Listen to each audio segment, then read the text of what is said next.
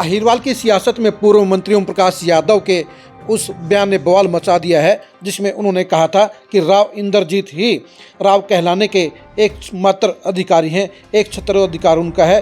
उन्होंने इशारों में राव नरबीर के खिलाफ ये बात कही थी, क्योंकि नरबीर भी नाम के पहले राव लगाते हैं।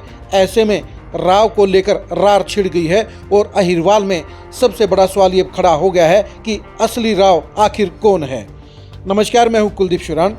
आज हम खरी खरी न्यूज़ में चर्चा करेंगे अहिरवाल में मचे हुए राव पर बवाल की और असली राव को लेकर की गई जांच पड़ताल की।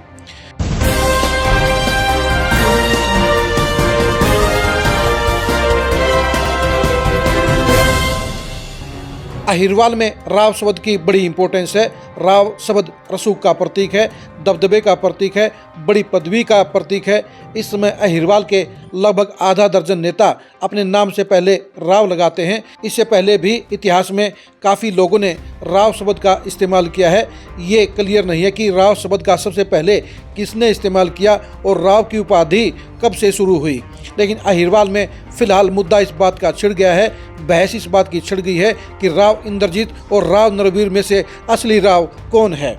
ओम प्रकाश यादव ने राव नरबीर के ऊपर जो निशाना साधा था वो सेल्फ गोल हो गया है, क्योंकि राव नरबीर ने इस मामले में एक ऐतिहासिक दस्तावेज पेश कर दिया है। उन्होंने 1945 के अंग्रेज वायसराय की सनद को पेश कर दिया है और ये बता दिया है कि उनके दादा मोहर सिंह को राव की उपाधि अंग्रेज वायसराय ने दी थी। यानी राव की उपाधि के ऊपर राव नरबीर का दावा पक्का हो गया है और उन्होंने साबित कर दिया है कि वो बिल्कुल सही तरीके से, जायज़ तरीके से राव शब्द का इस्तेमाल कर रहे हैं। उनके नाम के आगे राव लगाना बिल्कुल जायज़ है और वो 100% सही हैं। अब सवाल ये उठता है कि ओम प्रकाश यादव क्या राव इंद्रजीत से राव उपाधि को लेकर कोई सबूत मांगने का काम करेंगे, या राव इंद्रजीत खुद राव की उपाधि को लेकर कोई सबूत पेश करने का काम करेंगे, क्योंकि राव तुलाराम के नाम के साथ ये प्रचलन ज़्यादा बढ़ा था और उसके बाद उनके परिवार के हर सदस्य ने अपने नाम के पहले राव लगाया है। ये क्लियर नहीं है कि सबसे पहले उनके खानदान में किसने सबसे पहले राव की उपाधि का इस्तेमाल किया था। ये भी कहीं इतिहास में क्लियर नहीं है कि उनके खानदान को राव की उपाधि किसने और कब देने का काम किया था।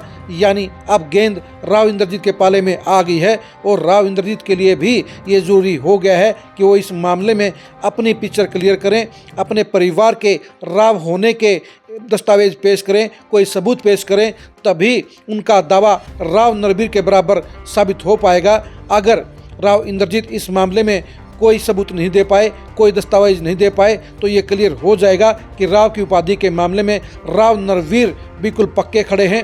वो इस उपाधि का बिल्कुल जायज़ उत्तराधिकारी के तौर पर इस्तेमाल कर रहे हैं और इस मामले में अब राव इंद्रजीत की जवाब देने की बारी है। अब देखने की बात यह रहेगी कि नंबर बनाने के लिए जिन ओम प्रकाश यादव ने राव इंद्रजीत को राव की उपाधि का एक छत्र अधिकारी बताया था, वो इस मामले में अब क्या खोजबीन करते हैं, क्या दस्तावेज लेकर आते हैं और अपने आका राव इंद्रजीत को असली राव घोषित करने के लिए वो किस आधार पर नई तैयारी के साथ सामने आते हैं। ओम प्रकाश यादव और राव इंद्रजीत के जवाब का इंतजार पूरा अहिरवाल कर रहा है और इस मामले में अब पोजीशन क्लियर भी होनी चाहिए, क्योंकि जब राव नरबीर ने अपनी उपाधि को लेकर ऐतिहासिक दस्तावेज पेश कर दिया है तो अब अहिरवाल ये देखना चाहता है कि राव इंद्रजीत के परिवार के पास राव की उपाधि को लेकर क्या दस्तावेज हैं।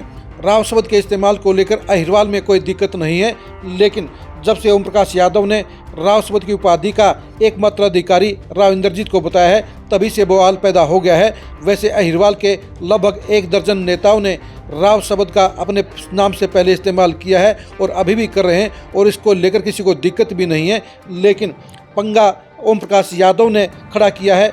आग जलाने का काम उन्होंने किया है। अब देखने की बात यही है कि वो इस आग से अपने आका को बचाने का काम कैसे पूरा करते हैं।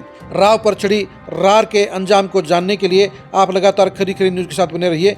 राव इंद्रजीत और राव नरबीर की 2029 की सियासत के तस्वीर को जानने के लिए भी आप लगातार खरी खरी न्यूज़ के साथ बने रहिए। आप हमारे फेसबुक पेज को फॉलो कीजिए, आप हमारे यूट्यूब चैनल को सब्सक्राइब कीजिए। नमस्कार।